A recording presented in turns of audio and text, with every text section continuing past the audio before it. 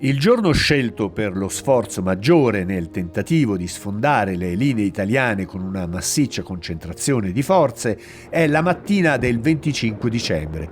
Saranno il 28° battaglione Bersaglieri e 2 battaglioni della 63esima Legione Camicie Nere Tagliamento i primi a subire l'impatto dei sovietici. Ad attaccarli sono 6 divisioni ternarie, ovvero ordinate su 3 reggimenti che costringono i reparti italiani a ripiegare su Mikhailovka. Nel frattempo anche il caposaldo di Petropavlovka, difeso da 3 compagnie del 3° reggimento, viene investito da forze soverchianti e i bersaglieri sono costretti a ripiegare. Dalle nuove posizioni appena occupate, i russi sferrano l'attacco su Stoskovo, dove ancora resiste il 20° battaglione, che è una località strategica per la tenuta dell'intera divisione. Ma la posizione rimane saldamente nelle mani dei bersaglieri, sino al passaggio delle consegne ai paracadutisti tedeschi.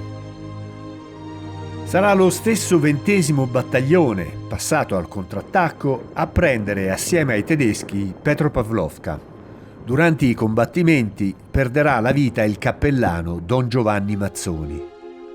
Durante le operazioni per la riconquista di Voroshilova, già precedentemente tenuta dalle Camicie Nere e appena presa dai russi, dopo aver scacciato il nemico, deve poi evacuare il villaggio a sua volta e nell'operazione perde il comandante colonnello Nigra. Dopo alterne vicende, quindi, alla fine di gennaio l'offensiva sovietica può considerarsi fallita, ma gli italiani hanno subito gravi perdite e lo stesso 3° reggimento ha metà degli effettivi inutilizzabili e l'intera divisione lamenta difficoltà di rifornimenti di materiali e di personale. I reparti già decimati nei combattimenti debbono essere ricomposti con l'immissione nei ranghi di complementi giunti dall'Italia. I villaggi vengono fortificati e le posizioni riorganizzate. Si scavano trincee ed emergono tragicamente i problemi di organizzazione del XIR.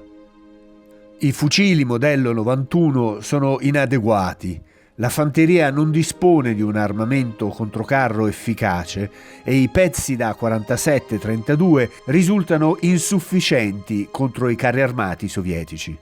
I carri L sono troppo modesti in confronto a quelli del nemico. Gli automezzi sono scarsi, privi di liquido anticongelante e di catene e inadatti al territorio.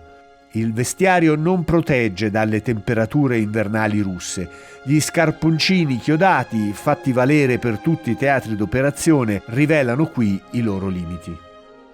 Nel periodo tra febbraio e i primi di luglio 1942 il reggimento vive un periodo relativamente tranquillo, limitando i suoi impegni alle azioni di pattuglia sulla linea del fronte e a lavori di fortificazione, disturbato solo dalle scaramucce fra artiglierie nemiche e da qualche incursione aerea.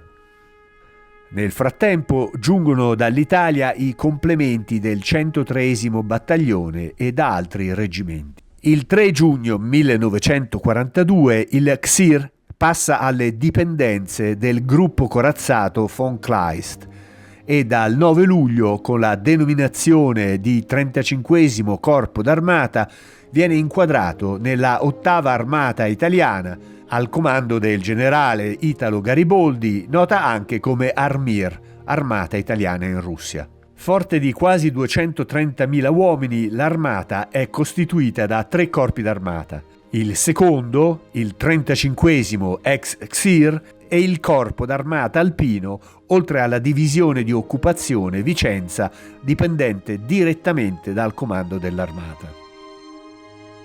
Il secondo corpo d'armata comprende le divisioni di fanteria Sforzesca, Ravenna e Cosseria.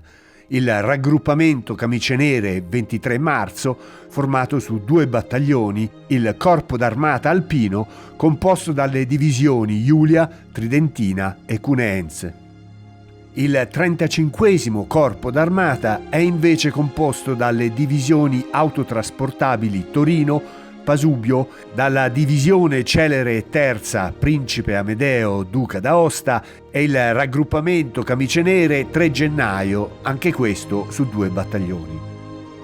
Il 14 luglio le operazioni riprendono con una rapida marcia verso il Don, lungo un percorso che si prefigura di oltre 500 km, all'inseguimento dei russi in ritirata, spesso procedendo nel fango quando piove. Le tappe che vengono bruciate rapidamente sono Ivanovka, Millerovo e Voloshilovgrad. Il 26 luglio i 2 reggimenti di bersaglieri superano il Donez su un ponte di barche costruito dal genio. I chilometri percorsi ammontano ormai a 440.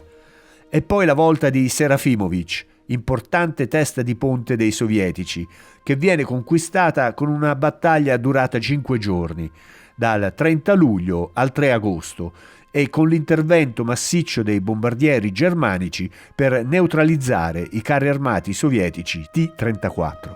Sarà proprio in conseguenza dei sanguinosi combattimenti nella zona di Serafimovic che trova la morte Papà Caretto, glorioso comandante del 3° reggimento bersaglieri.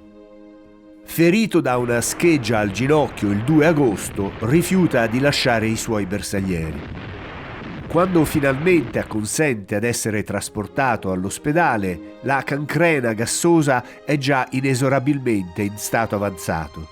Ogni trattamento antisettico risulta essere ormai inutile e il 5 agosto 1942, a soli 48 anni, Papà Caretto, come ormai è chiamato dai suoi soldati, spira presso l'ospedale da campo numero 46.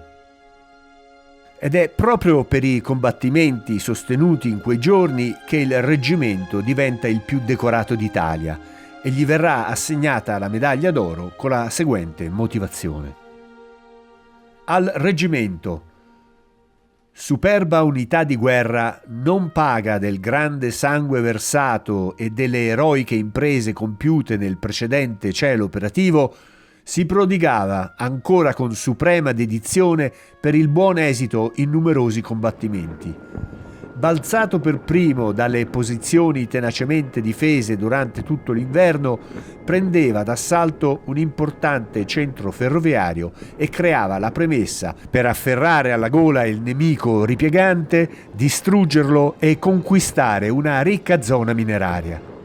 Lontana avanguardia delle truppe italiane in Russia con la 3ª divisione Celere, slanciatosi con fulminea marcia dal Donez al Don, attaccava e conquistava con dura e sanguinosa lotta una munitissima testa di ponte, sconvolgendo il piano offensivo nemico. Travolto l'avversario in rovinosa fuga, ne frustrava i successivi suoi ritorni offensivi compiuti con forze sempre rinnovatisi. Chiamato all'arresto di masse nemiche transitate sulla destra del Don, le ricacciava con impetuoso attacco, quindi inchiodato al terreno costituiva insormontabile barriera ai reiterati, sanguinosi ma vani assalti nemici, spezzandone l'impeto e facendo brillare di piena fulgida luce di fronte agli alleati e allo stesso nemico le virtù guerriere della stirpe italica. Fronte russo: Rassipnaja, Staz, Fatshevka, Ivanovka, Serafimovic, Brobosky, Jagodny. 11 luglio, 1 settembre 1942.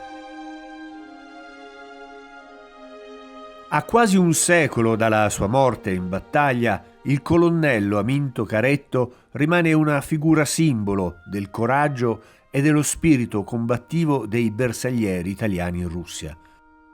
Il suo carisma, il suo comando ed il suo sacrificio rappresentano un esempio di dedizione e valore che ancora oggi vengono ricordati nella storia militare italiana.